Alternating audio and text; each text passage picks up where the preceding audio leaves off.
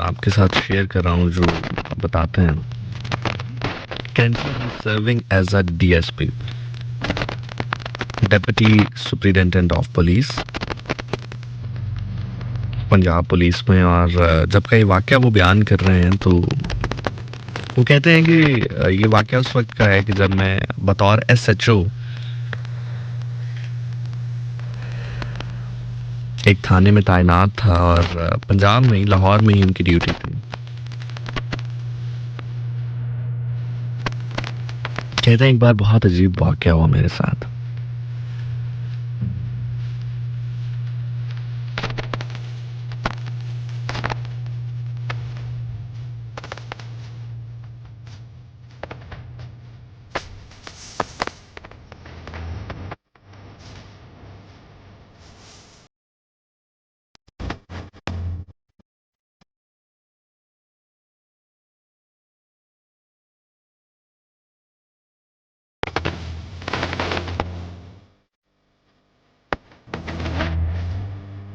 वो कहते हैं कि मेरे पास एक शख्स आया और उस शख्स ने मुझे आकर कहा कि जनाब, बैंक में मैंने जैसे ही जो पैसे हैं वो विड्रॉ किए तो कोई शख्स था जिसने मेरी जेब जो है वो काट लिया और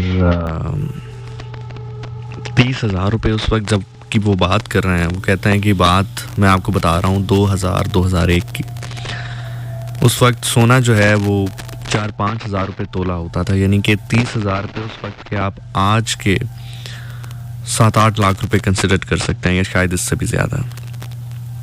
वो कहते हैं कि वो बुजुर्ग से शख्स थे, वो मेरे पास आए और उन्होंने कहा कि सर ये वाकया मेरे साथ हुआ है, मैंने बैंक से अभी 30,000 रुपये निकलवाए और मैं अभी बैंक से बाहर भी नहीं आया कि जब मैंने पैसे अपनी जेब में टटोले तो मेरे पास वो पैसे नहीं थे। तो मेरा जो शुबा है वो यही है कि बैंक में ही किसी ने मेरी जेब साफ कर ली है, मेरी जेब काट ली है।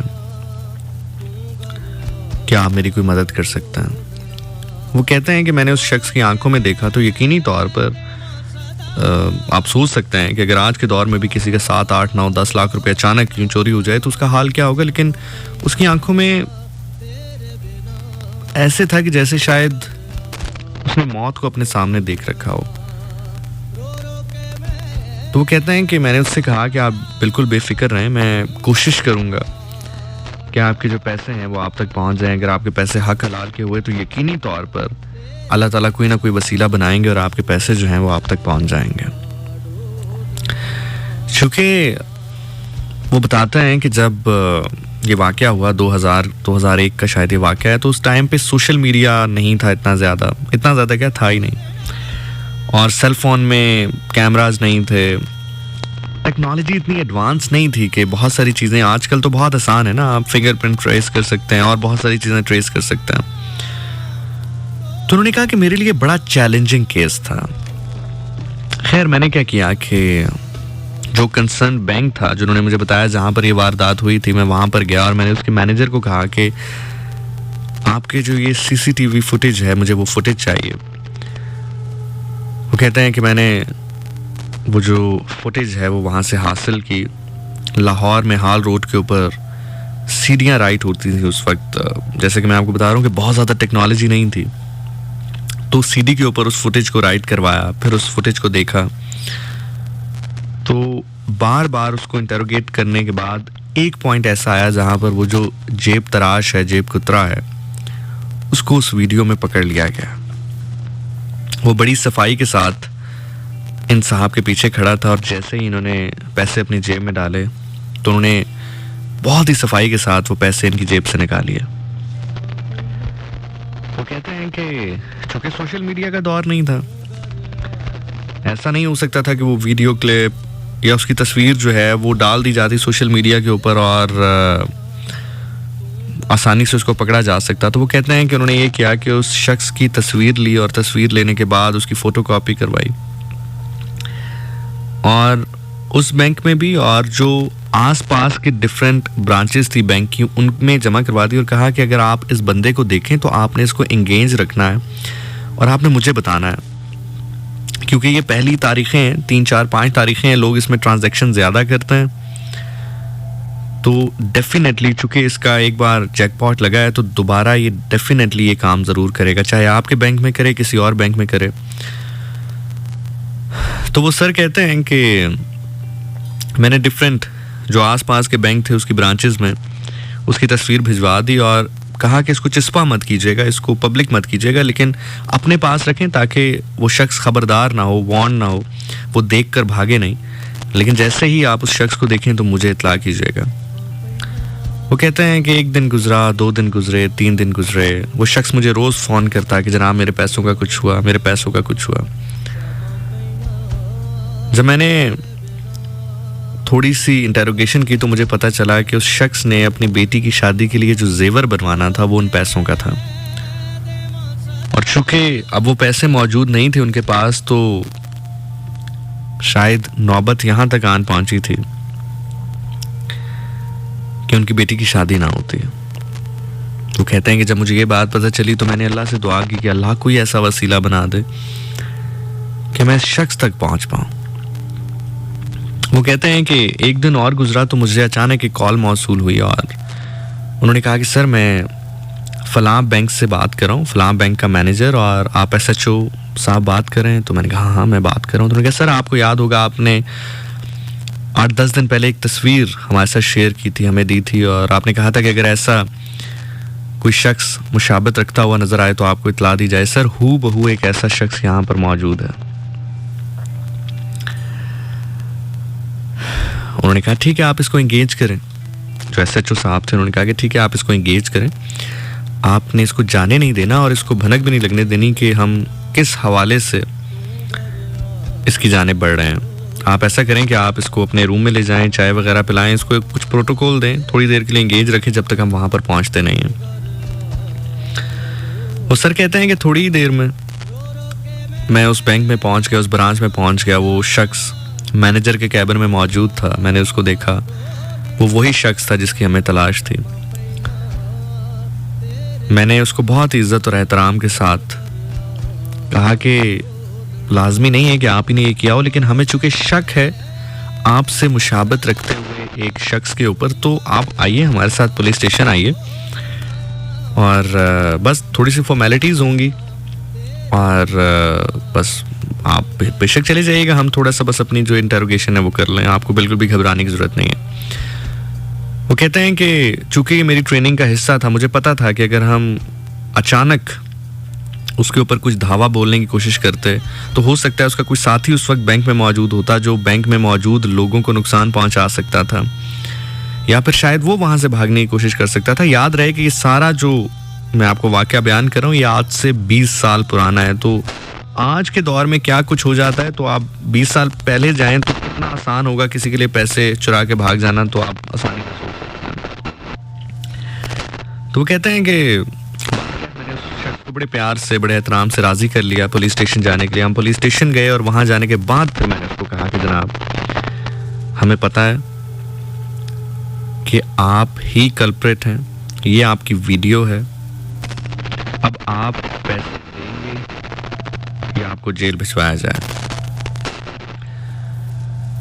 वो शख्स कहता है कि जैसे ही मैंने उससे ये सवाल किया तो वो शख्स रोने लग गया और रोते रोते उसने कहा कि सर मैं तो सिर्फ उसका हेल्पर हूँ, जो मेन ये काम करता है मैं वो नहीं हूँ, मैं तो सिर्फ उसका हेल्पर हूँ, उसको सिर्फ आप यूँ कह लें कि सिक्योर करने के लिए साथ मौजूद होता हूँ, इंगेज करने के लिए लोगों को मौजूद होता हूँ। जैसे फॉर एग्जांपल कोई पैसे अपनी जेब में डाले और मैं उस शख्स से बात करना शुरू कर देता हूँ। जब वो मुझसे बात कर रहा होता है तो मीनवाइल वो जो दूसरा लड़का होता है जो कि कल्प्रिट है, जो कि काम करता है,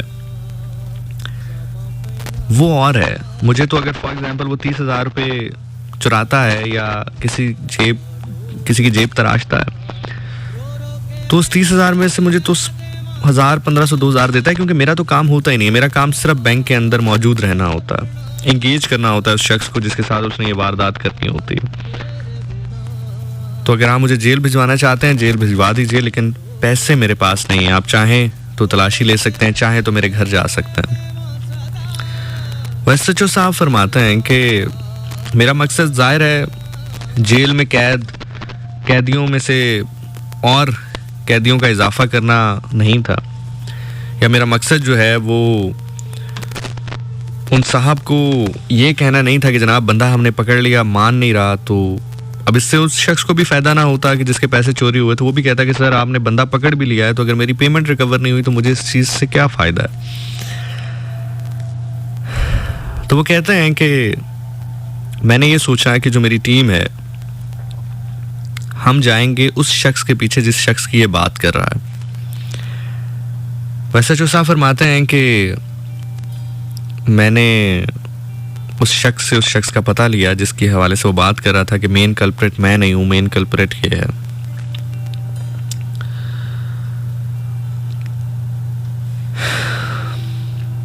वो कहते हैं कि हम सिविल कपड़ों में मौजूद थे ताकि अगर हम उसके घर के करीब पहुंचते भी हैं और अगर वो इतना प्रोफेशनल है तो जाहिर है वो पुलिस को देखकर भागने की कोशिश करेगा। तो वैसे जो साहब फरमाते हैं कि मैंने अपनी टीम के 4 से 5 एहलकार लिए, एक प्राइवेट गाड़ी ली और सिविल कपड़ों में उस शख्स की जानिब चला गया रेड करने के लिए। वो कहते हैं कि जब मैं उसके घर पहुंचा तो हमें एहसास हुआ कि कुछ फंक्शन हो रहा है, जैसे कोई शादी का फंक्शन होता है, वो फंक्शन हो रहा है। वो कहते हैं कि जब हम उसके घर पहुंचे, हमने नॉक किया, एक खातून बाहर आई, हमने कहा जी हम फलां साहब से मिलना चाहते हैं। उन्होंने कहा जी आप कौन? हमने कहा जी हम उनके दोस्त हैं।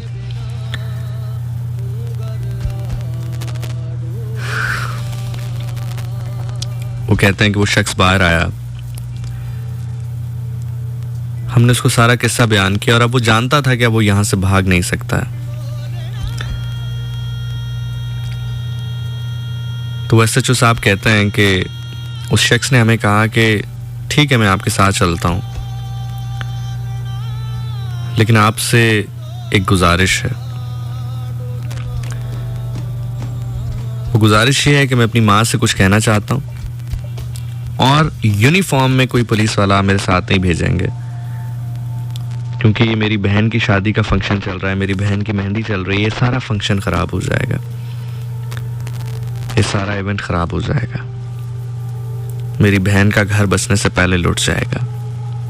पूरा खानदान यहाँ पे मौजूद है, खुदा के लिए मेरी पर्दापोशी करें, सिर्फ मुझे अपनी वालदा से एक बात करने दीजिए, उसके बाद मैं चुप करके आपके साथ चला जाऊंगा, किसी को कानो कान खबर नहीं होगी। वो एसएचओ साहब जो कि अब इस वक्त एज डीएसपी तैनात हैं लाहौर में,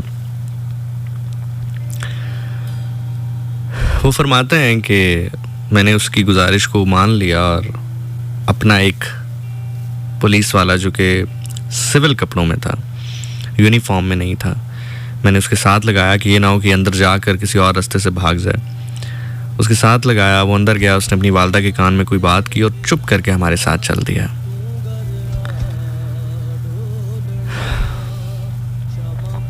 जो पैसे उसके पास मौजूद थे उनमें से कुछ पैसे रिकवर हुए,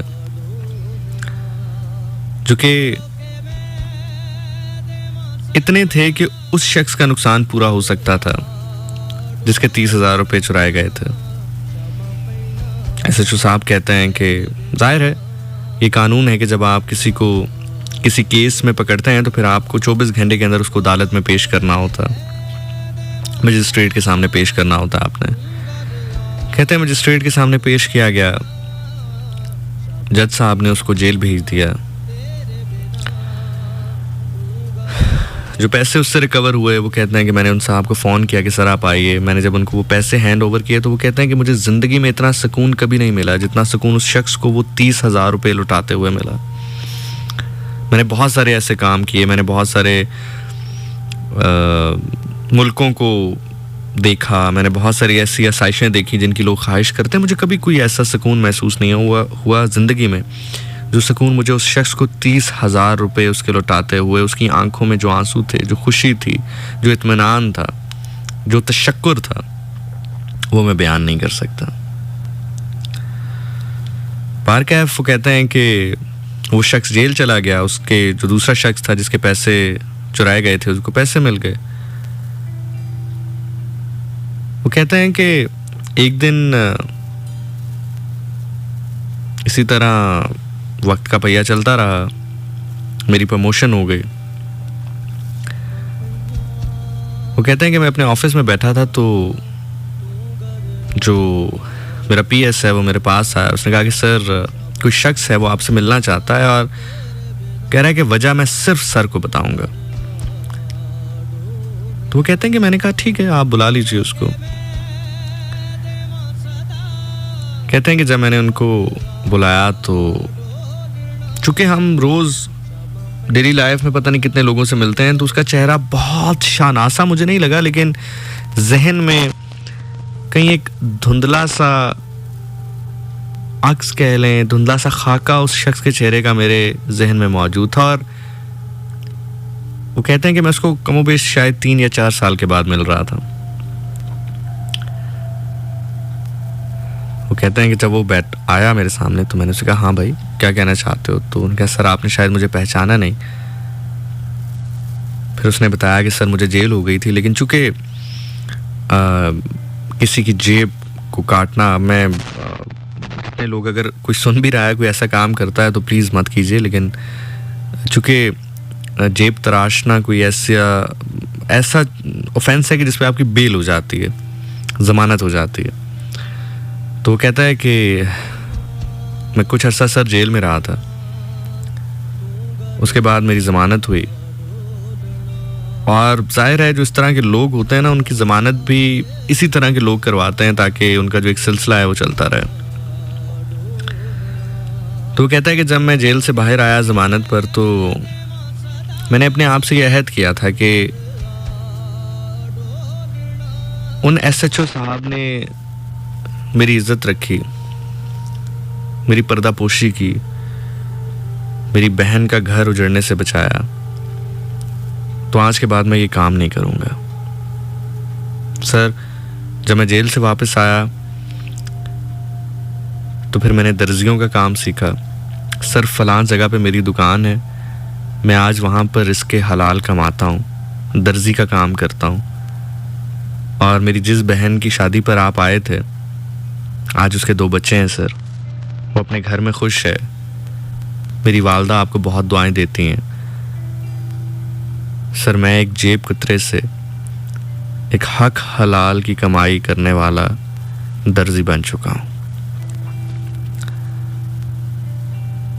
वो फरमाते हैं कि खैर जो एक रस्मी जुमले होते हैं उनका तबादला होने के बाद वो तो चला गया वहां से, लेकिन मैं एक बहुत गहरी सोच में रहा।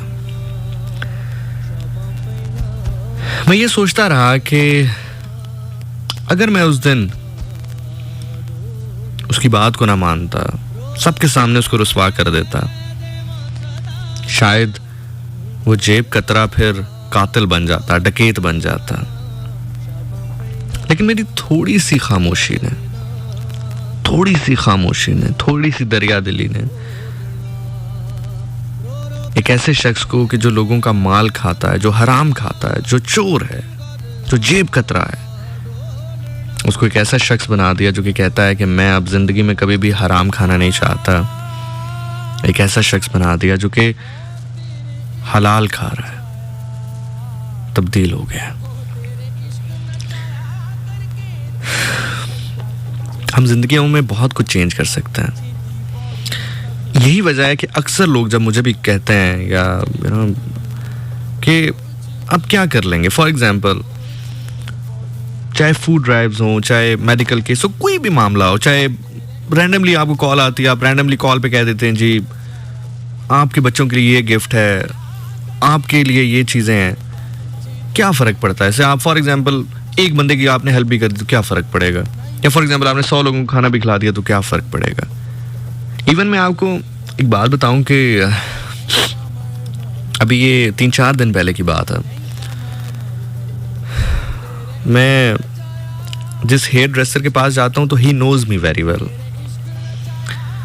और मैंने उसको बहुत दफ़ा मना भी किया, लेकिन सम टाइम होता है, शायद ये आपके हाथ में नहीं होता है, शायद आपके इख्तियार में नहीं होता है। तो मैं उसके पास बैठा हुआ था, I was having my beard trim, beard को ट्रिम करवा रहा था, तो एक साहब काफ़ी ज़ाहिरी सूरत से, शक्लो सूरत से मजहबी लग रहे थे, हाथ में तस्बीह, सर पे अमामा शरीफ माशाल्लाह और दाढ़ी।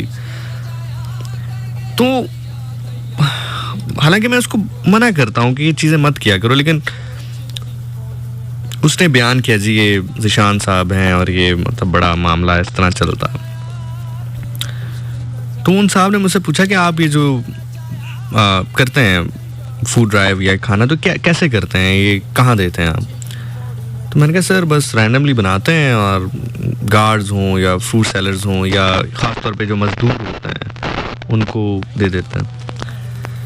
तो मुझे कहते हैं यार ये तो आप गलत कर रहे हैं। तो मैंने उनसे बड़े अदब से कहा कि मैंने कहा सर मैं तो खाना खिलाने की कोशिश कर रहा हूँ और मैं कौन सा अपने पल्ले से खिला रहा हूँ, मैं तो अल्लाह के दिए हुए में से दे रहा हूँ। तो देने वाली ज़ात तो सिर्फ अल्लाह की, हम तो सिर्फ शेयर कर सकते हैं, किसी की क्या औकात है किसी को वाला भी खिलाए। तो कहते हैं नहीं नहीं, मेरे कहने का मतलब ये है कि आप ये जो मज़दूर होते हैं ये तो सिर्फ वैसे इनका बस एक खाता चल रहा है, ये बस बैठ जाते हैं, लोग इनको दे जाते हैं, ये तो आप सही नहीं कर रहे हैं, ये इसका कोई ऐसा फ़ायदा नहीं है। तो मैंने उनसे बड़े अदब से अर्ज़ की, मैंने कहा सर किसी के माथे पे तो लिखा नहीं है कि ये हकदार है और हकदार नहीं है। और इशफाक अहमद साहब फरमाते हैं कि आप उसको भी दें, उसके साथ भी भलाई करें जो हकदार है और उसके साथ भी भलाई करें जो हकदार नहीं है, ताकि अल्लाह ताला आपको वो भी देता रहे जिसके आप हकदार हैं और वो भी देता रहे जिसके आप हकदार नहीं हैं।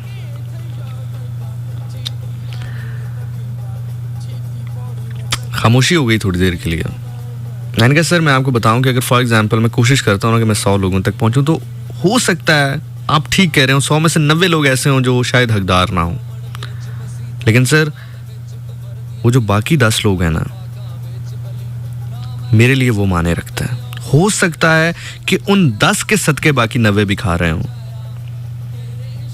और हो सकता है कि उन 10 के सदके मुझे और आपको भी रिस्क मिल रहा हो सर।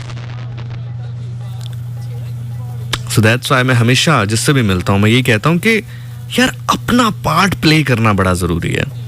हमारे अंदर इसी चीज़ का फुकदान है। मुझे स्कूलिंग करना बिल्कुल अच्छा नहीं लगता, लेकिन चूंकि आज एक बस बात शुरू हो गई, एक सिलसिला शुरू हो गया, तो मैं हकीकत आपको बता रहा हूं। जो लोग कहते हैं ना एक बंदे से कुछ नहीं होता, एक बंदे से ही होता है। कायदे आज़म मोहम्मद अली जिन्ना एक ही थे। और बड़ी एग्जाम्पल देता हूं, अल्लाह के नबी सल्लल्लाहु अलैहि वसल्लम एक ही थे। ठीक है, फिर ग्रेजुअली बाद में टीम जो है वो ज्वाइन करती है, आप टीम बनाते हैं। अल्लाह के नबी सल्लल्लाहु अलैहि वसल्लम एक ही थे। जब बच्चियों को ज़िबा किया जा रहा था जिंदा, जब किसी का हक नहीं दिया जाता था, रंग नस्ल मज़हब पर फैसले हुआ करते थे, जब नहा खून बहाया जाता था, इंसानों को ख़रीदा जाता था, ग़ुलाम बनाया जाता था, एक ही शख्सियत थी जो उस वक्त खड़ी हुई। कुजा ये कि वो उनको मना करें कि आप अपनी बेटियों को जो है वो जिंदा दरगोर ना करें, ये कह दिया कि ये बेटी तुम्हारे लिए रहमत है।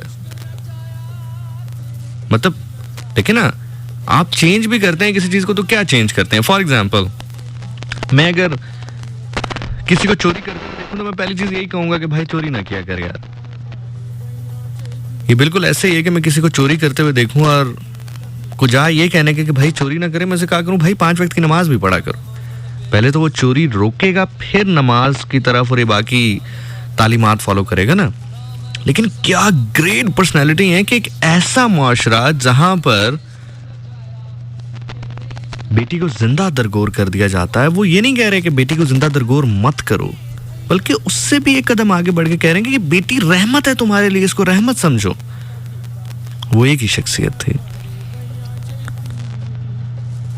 सो मेरी आप सबसे रिक्वेस्ट है, आप एक होकर भी जिंदगियां बदल सकते हैं।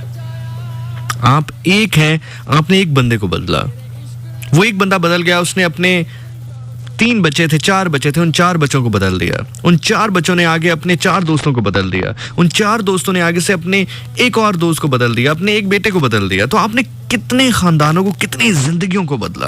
और एक चीज और आपको बताऊं, ये सोचो भी मत कि तुम कितना बदल रहे हो, कितना नहीं बदल रहे हो।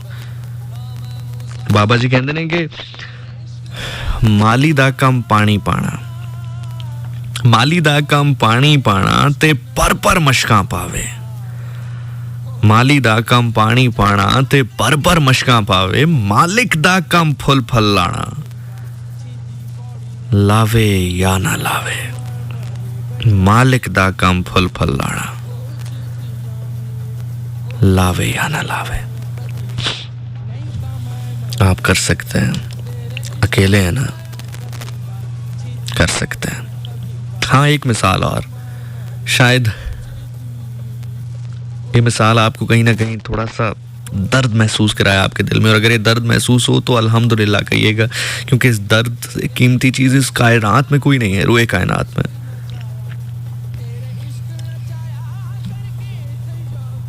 हुसैन अलैहिस्सलाम एक ही थे, एक ही थे।